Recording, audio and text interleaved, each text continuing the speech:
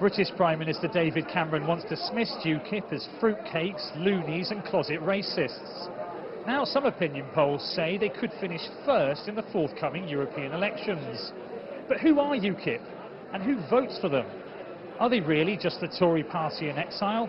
Or are they now attracting traditional Labour voters who feel let down by the party's shift to the centre ground? Euronews has come to Manchester, Northern England, to find out. UKIP leader Nigel Farage says his party wants to cause a political earthquake in this month's EU vote. He's been criss-crossing the UK to enlist voters in what he calls the People's Army. The party is chasing votes a world away from its traditional southern English heartland. Last month, the UKIP roadshow stopped by England's third city to deliver its tough messages on immigration and make yet more calls for Britain to leave the European Union. Manchester was once the heartbeat of Britain's industrial revolution. Many of its factories and working men's clubs have long since closed their doors to be replaced by luxury apartments and fancy wine bars. Unemployment stands at around 8% here, and more than 10,000 families in the Manchester area lost their homes in 2012. It might explain why UKIP's appeal for stricter immigration controls resonates with some voters. They tend to be older, white and working class. We shouldn't be run by people in Brussels. We should have this our own say about our own country. And the immigration, well, it's just too much over the top. I'm going to vote for Nigel Farage. I think they've got it right. There's young people in this country that needs jobs. You know, it's simple as that, isn't it? You don't mind a few people coming into the country, but not when you're swamped with it. I think they're quite fascist with regards to what's going on with workers coming over to the country. I think as well, from personal experiences, I've worked in daffodil fields and so on. The European people that generally come over are taking the jobs that we really don't want to do anyway. What he's saying doesn't resonate with me at all. His policies and immigration, for starters, I don't agree with. I just think he's too far right for me. I think he's inflammatory. I think what he says is dangerous.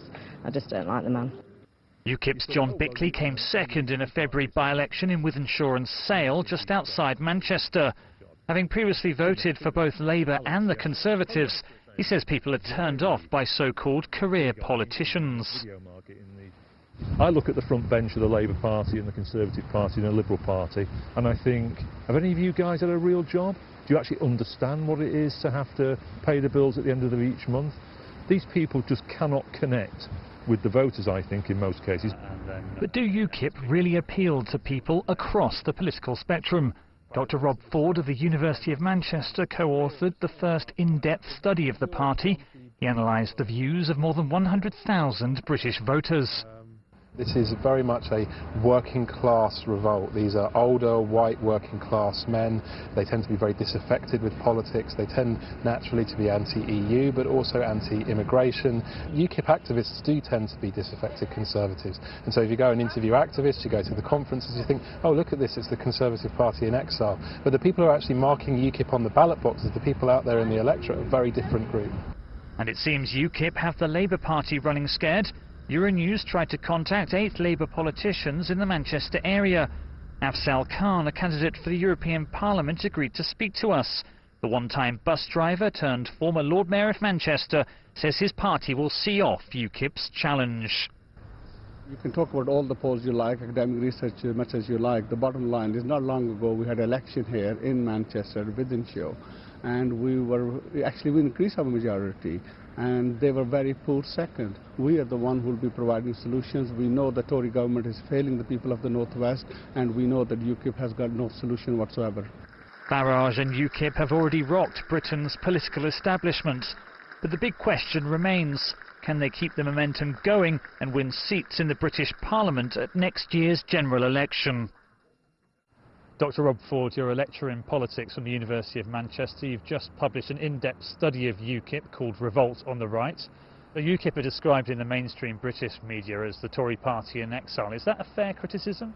There's an argument here that UKIP are really damaging the Conservatives, and if you go back and look at 2010 voting patterns, you do see that UKIP recruit most heavily from people who voted Conservative in 2010. But it's worth digging a little deeper and thinking about, well, what kind of Conservative voters are going to UKIP, and what you find is it's economically struggling, politically disaffected, working class voters, people who've lost out through austerity. And if you take, say, a builder or a plumber who voted for David Cameron in 2010 because they were fed up with Gordon Brown about the financial crisis, is it really realistic to expect that voter to still be in the Conservatives column in 2014 if UKIP weren't there? Such voters were likely to exit anyway because they have many reasons to be unhappy with the performance of the Conservatives over the past 5 years.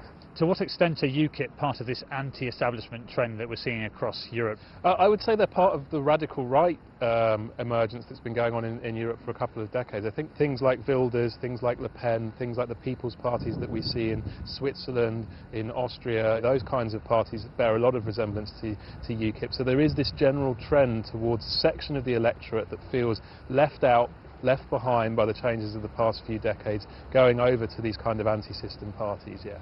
Now, Le Pen and Wilders are reaching out to Farage. They're keen to make an alliance in the European Parliament with UKIP. Would that be a good or bad idea for the party? A bad idea for UKIP. In fact, the overtures are very helpful to UKIP because UKIP keep publicly rejecting them.